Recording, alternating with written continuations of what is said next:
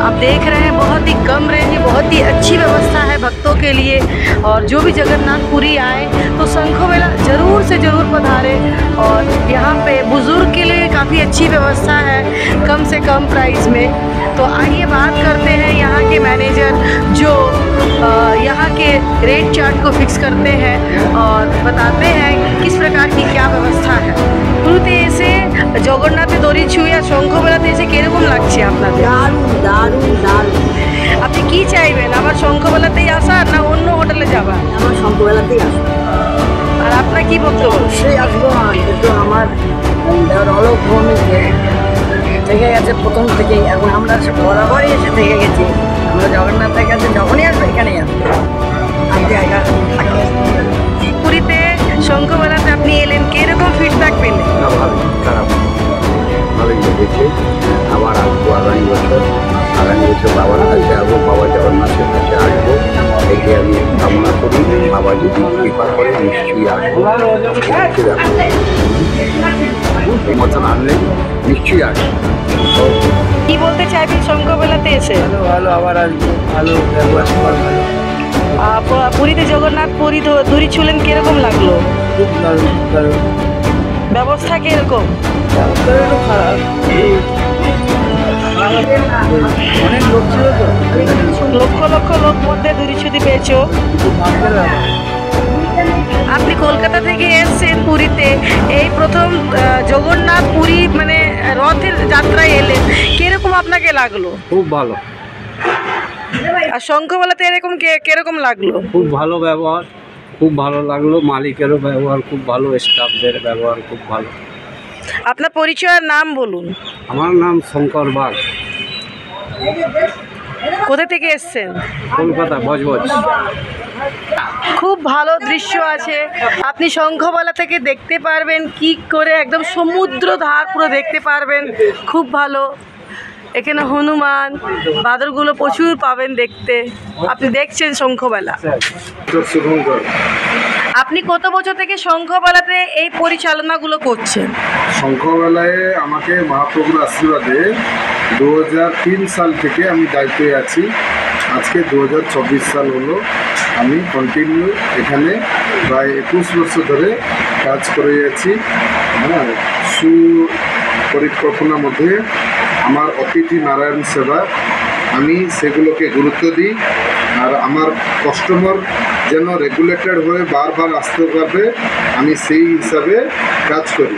শঙ্খমেলাতে কী কী ব্যবস্থা আছে? শঙ্খমেলায় আপনি সি ফেসিং রুম পেতে পারবেন। শঙ্খমেলায় আপনি চাইলে গ্রুপ হয়ে আসলে 3-4টে রুম নিলে রান্না করে খেতে পারবেন। ঘরে বসে একদম ভিউ সুন্দরভাবে দেখার মতন কিছু রুম আছে। এসি রুমও আছে, নন এসি রুম আছে। বোথ মিলিয়ে আমাদের টোটাল 19খানা রুম আছে। প্রাইভেট সংস্থা, ছোট সংস্থা, কিন্তু পরিষ্কার পরিচ্ছন্ন দিকে আমরা গুরুত্ব দিই। প্রথম কথা আমি সব স্টাফকে বলি অতিথি নারায়ণ। সেই জন্য মিনিমাম কত খরচাতে শঙ্খমেলাতে আসা যায়? মিনিমাম সব প্যাকেজ নিয়ে, হ্যাঁ নর্মাল টাইম, পিক সিজন ছেড়ে দিলে একদম নর্মাল টাইমে মিনিমাম একটা ফ্যামিলি 5000 নিয়ে যদি আসে, কলকাতা থেকে বেরিয়ে পুরী রওনা দেয়, তাহলে সুন্দরভাবে আমাদের শঙ্খমেলায় থেকে নিজেরা সুব্যবস্থাভাবে কাছে পেটে খেয়ে দিয়ে যাওয়া আসা, টিকিট, থাকা, এখানে অল্প কিছু মার্কেটিং করা, মিনিমাম 5 to 6000 মধ্যে হয়ে যাবে। আর পিক সিজনে আসলে ওটা 10 থেকে 12,000 হবে একটা ফ্যামিলির জন্য। কি বলতে চাইবেন? এই তো জগন্নাথ প্রভু আজ রথযাত্রা কমপ্লিট হলো, কিরকম লাগছে আপনার এখানে? মহাপ্রভুর আশীর্বাদ এই বছর যত লোক আসে, মিনিমাম 6 থেকে 7 লাখ লোক আসে সোজা রথে। এই বছর প্রায় 15 লাখ উপরে লোক এসছে। ভক্তদের ভাবনা এখন সত্যযুগের ভাবনার মধ্যে জড়িত হয়ে গেছে। আর বেশিরভাগ লোক মহাপ্রভুকে ভালোবাসে বলে ওনারা এখন পুরীতেই সবাই সবসময় সেফটি মনে করছে আর আসতে ইচ্ছা করছে। আর পুরীতেও সবাই লোকাল যারা স্থানীয় আদিবাসী খুব কোঅপারেটিভ। কিছু কিছু লোক তো এমনি থাকবে, 5টা আংটি যেমন মানুষের সমান থাকে না, কিছু কিছু খারাপ লোক তো থাকবেই, সেটা ইগনোর করা যায়। কোনো ভালো লোক এখন বেশিরভাগ রয়েছে। শঙ্খমেলা আরো কোনো ব্রাঞ্চ আছে? শঙ্খমেলা আরো কোনো ব্রাঞ্চ আছে? পুরীতে আমাদের কোম্পানির একটাই, শঙ্খমেলা নাম একটাই ব্রাঞ্চ, কিন্তু আমাদের কোম্পানি আরও 3-4টে হোটেল হয়ে গেছে। কিন্তু শঙ্খমেলা বিচে ধরে নিউ মেরিন ড্রাইভ রোডের কাছে এই একটাই। খুব ভালো আর সুন্দরভাবে লোক থেকে যেতে পারছে। জয় জগন্নাথ। हैं DUI 24/7। आज हमारे 50 वर्षों से प्रभु जगन्नाथ की सेवा पूरी में लगे हुए हैं। आज उनसे परिचय करा रही हूँ। जय जगन्नाथ गोपीनाथ महापात्र से आज हमारी बातचीत होगी कि जगन्नाथ की महिमा क्या है और ये जगन्नाथ है किस प्रकार से अपने ईश्वर को मोक्ष की ओर, इंसान को मोक्ष की ओर ले जाते हैं। ये सारी बातें चलेंगी। आप हमारे चैनल के माध्यम से जुड़े रहें। जगन्नाथ जी का जो रूप है कोई नहीं बनाया। पहले जब इंद्र महाराजा प्रभु की तपस्या किए थे और इनका तो मिला, जिसे आप ये আপনি সেবা দিচ্ছেন জগন্নাথটা কি, এই যে রথ যাত্রাটা হলো সেটা নিয়ে একটু দর্শক জানতে চাইছে। জগন্নাথ যে রথযাত্রা তার নাম হচ্ছে শ্রী গুন্ডিচা যাত্রা। ওই গুন্ডিচা যাত্রা হচ্ছে যে ইন্দ্র মহারাজার যে রানী সাহেবা ছিলেন, ও হলো আমাদের ওনাদের ইচ্ছা, ভক্তের ইচ্ছা পূরণ জন্য এই গুন্ডিচা যাত্রা হলো। জগন্নাথ প্রথম ছিলেন জন্মস্থান যেখানে আজকে গিয়েছে মাসিবাড়ি যাকে বলা যাচ্ছে, ওইটা প্রথম জন্মস্থান। সেইখানে বিগ্রহ ইন্দ্র মহারাজা কাছে নিজের সোম প্রভু এসে ঘোড়া রূপে বিশ্বকর্মা ধারণ করে সেইখান থেকে সত্য করেছিলেন যে 21 দিন থেকে দরবাজা বন্ধ থাকবে, আমি ভিতরে মন্দিরটা বানিয়ে দেব। তো ওই জন্যে আছে সে বাবার ভিতরে ওই পক্ষী টক্ষীরা আসে না, কারণ এই সুদর্শন চক্র নিয়ে 1999 মশায় এখানে বাত্যা হয়েছিল। যখন সমুদ্র 20-25 ফুট উপরে উঠল, তখন সুদর্শন চক্র থেকে একটা অগ্নি বেরিয়ে ওই জলকে 2 ভাগ করে দিল সমুদ্রে, যেখানে এরা সব লোক দেখেছে এবং যারা হোটেলে ছিল সব কাছাকাছি একটা লাইট দেখেছে। ওই 2 ভাগে হবার জলটা একদিকে দক্ষিণ দিকে চলে গেলো, মানে আন্ধ্রা দিকে, আরেকটা চলে গেল আপনার পারাদ্বীপ দিকে, যেটাই পারাদ্বীপে বহু লোকসান হয়েছিল, বহু লোক মরেছে, হয়েছিল। ওই জন্য সুদর্শন চক্রের যে পাওয়ার আছে তখন যে প্রতিষ্ঠা হয়েছিল, সে প্রতিষ্ঠার সময়ে সুদর্শন চক্র আগে মন্দিরে প্রতিষ্ঠা করে রাখানো হয়, তারপরে ঠাকুরের ভিতরে ঢোকাইতে হয় এই সুদর্শন পাওয়ার থেকে। ওই জন্যে কোনো ইয়ার ভিতরে কেউ আসে না। এই হচ্ছে প্রথম এবং প্রভু ইয়ে।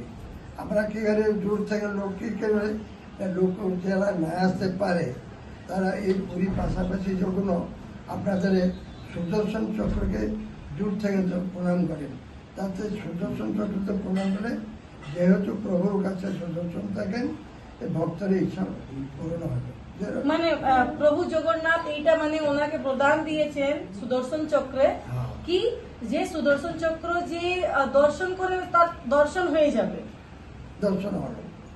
সুদর্শন চক্র পাওয়া আগে যখন আমরা মন্দির ঢুকছি তখন আগে প্রণাম করছি দূর থেকে, তাতে প্রণামটা মন্দিরকে নেই সুদর্শনকে হয়ে যাচ্ছে এই চক্রকে। তারপর আমরা মন্দিরে গিয়ে প্রভু দর্শন করছি, গরুর সঙ্গে প্রণাম করে প্রভু দর্শন করে। আজকাল তো ভিতরে ছাড়ছে না, যাই হচ্ছে দূর থেকে দর্শন হচ্ছে। কোনো কোনো সময়ে ওই ভিতরে যে একটা লকড়ি আছে, দারুণ লকড়ি, চন্দন লকড়ি, সেই পর্যন্ত লোককে ছাড়াচ্ছে, দর্শন হচ্ছে। আর এখন প্রভু রথযাত্রার সময় কিন্তু ভিতরে মাসে মন্দিরের ভিতরে টিকিট করে এখন ছাড়বে। মঙ্গলা আরতি এবং জগন্নাথ দাঁতন খোলা যখন চালানো হয়, তারপরে ভোগের পরে এই সময়ে আপনাদের সেখানে বহুত লোক যায় দর্শন করে। এই যে মহাভোগ হয়, এই যে মহাভোগ দীর্ঘদিন দিয়ে মানে পুরো বছর হতে চলেছে, এই যে রথযাত্রাতে ভোগ একটু মানে চাল ডাল না হয়ে এই যে ভোগগুলো, ভোগের মহিমাগুলো বলুন। দেখুন, ভোগের মহিমা মহাপ্রসাদ। মহাপ্রসাদ কীরকম হলো না, তার একটা কাহিনী আছে। যে মহাপ্রসাদ বিমলা মা ইচ্ছা নিয়েই যে কি পার্বতী বা সতী ওনার ইচ্ছা নিয়ে প্রভুকে বলেছিলেন শঙ্কর ভগবানকে। শঙ্কর ভগবান যায় আসে এখানে নীলাচলে যাবে, মহাপ্রভু দর্শন করে একটু মহাপ্রসাদ পেয়ে যায়। তখন তার মধ্যে কী হলো, তখন প্রসাদ ছিল। এই তখন সতীমা বা পার্বতী প্রভুকে চাইলে যে আমার জন্য কিছু নিয়ে আসো, কিন্তু শিব যখন পার্বতীর কাছে নিয়ে যাচ্ছেন মাথায় জটার মধ্যে রাখে, তখন কি হলো না মায়াতে প্রভু শিবের মাথা থেকে প্রসাদটা লুকিয়ে নিল, যার মধ্যে শিবর এবং পার্বতীর ঝগড়া হয়েছিল প্রজার সাথে। তখন মা পার্বতী রাগ করে যখন প্রভুকে দণ্ড দেওয়ার জন্য আসেছেন, তখন প্রভু জানে মার পায়ে পড়ে তখন ওনার বিরুদ্ধে হয়ে বলেছিলেন যে মা আপনি যখন এসেছেন মা আমাকে ভোগ হবার পরে তোমাকে অর্পণ হবে, তাই সেই থেকে মহাপ্রসাদ হবে, মহাপ্রসাদ হবে, সেটা মহাপ্রসাদ আরম্ভ হবে। এখন যে রথযাত্রা চলছে, বিগত এখন 7 দিন চলবে, এই রথযাত্রাটা কত লক্ষ লক্ষ লোক এসছে, তারা কি একদম মানে ঠাকুরের দর্শন পেয়েছে? সবাই কি রথযাত্রার দড়ি ছুঁতে পেয়েছে? দেখুন, যারা রথযাত্রা দেখতে এসেছেন বহু ভক্ত হয়তো এই রথে টানে, ওই রথে টানা মানে প্রভুকে রথ থেকে দর্শন করা, বহু লোক দূর থেকে দর্শন করে রথের প্রভুকে। ওখানে তার মানে কিছু ভক্তিভাবে প্রভুকে যদি না চাইবে জগন্নাথ পুরীতে আসতে পারবে না। জগন্নাথ পুরী যে আসছে প্রভুর ইচ্ছাই এসেছে, এবং ওই জন্যে প্রভু ইচ্ছাতে যাও পূরণ করে, বিশ্বাসের বলেন ভগবান। না, দড়ি ছোঁয়াটা মহিমাটা বলুন, দড়ি ছোঁয়াটা মহিমাটা বলুন, যে দড়ি দিয়ে যে ঠাকুরকে টানছে সেই মহিমাটা বলুন। দেখুন, দৌড়ি ধরে টানেছে আমরা দেখবার জন্যে, লোককে দেখাইবার জন্যে প্রভুর দৌড়িকে টানা হয়েছে, তারপরে অটোমেটিক রথ দৌড়ছে। কেউ নিজেকে বাঁচাইতে এই রশিকে মাধ্যম করে দৌড়ছে, রথ অটোমেটিক তার পিছনে দৌড়ছে। তার অনুভূতি আমরা দেখিয়েছি ভক্তলোকে, আমরা অনুভূতি করেছি। রথকে শুধু দেখবার জন্যে প্রভু লোক ভক্তগুলো টানে, তারপরে প্রভু অটোমেটিক যায়, প্রভু ইচ্ছা নয় তো হবে না। আপনি এত বছর দিয়েছেন, কি কি মানে মানে চমৎকার গুলো দেখেছেন মহা জগন্নাথ প্রভু?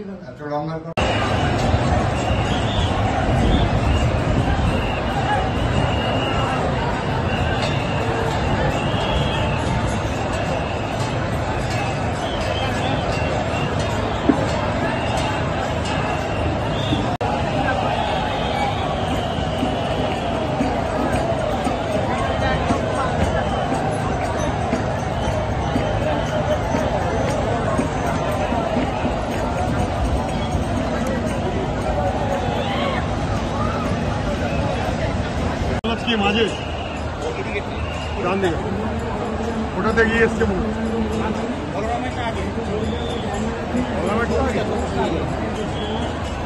দেখে তো এটাই আগে মনে হচ্ছে।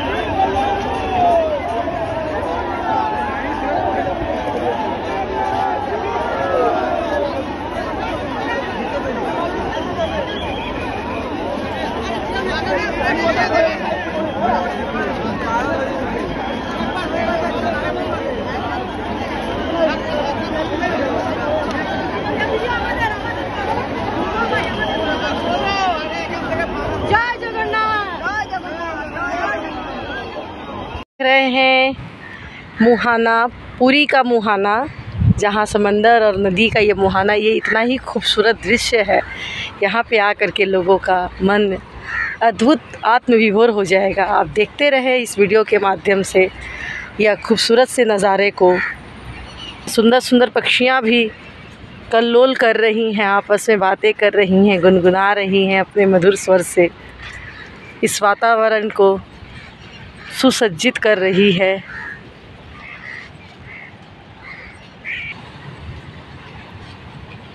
রবীন্দ্রনাথকে এমনি কবিতা উঠতে ঢাল উত্তার পারি।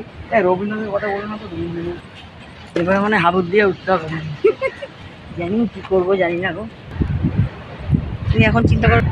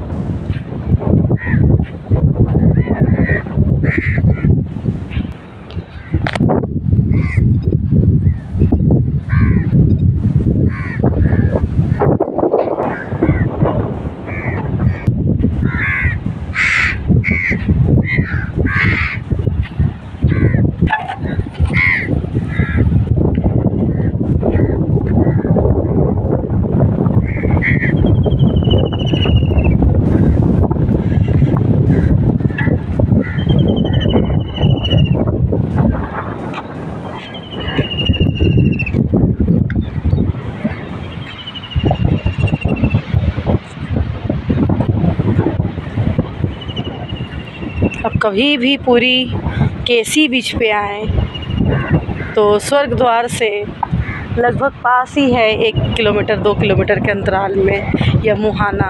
अवश्य देखें और इसकी सुंदरता को समझें। और बहुत ही अद्भुत यह नज़ारा है, बहुत खूबसूरत सा यह प्रकृति का यह उपहार। यहाँ पे आप आकर के अध्यात्म को भी अर्जन कर सकते हैं। कभी फुर्सत मिले तो ज़रूर आए और अपने आध्यात्म से अपने आप को पहचानें।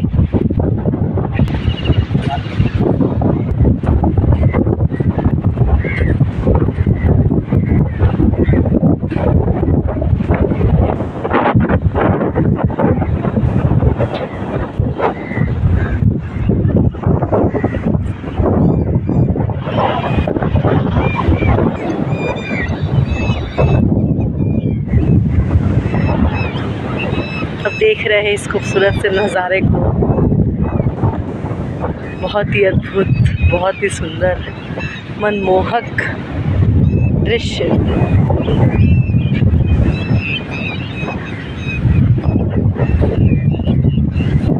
आप ये देख रहे हैं पुरी सी बीच के पास मुहाने का दृश्य।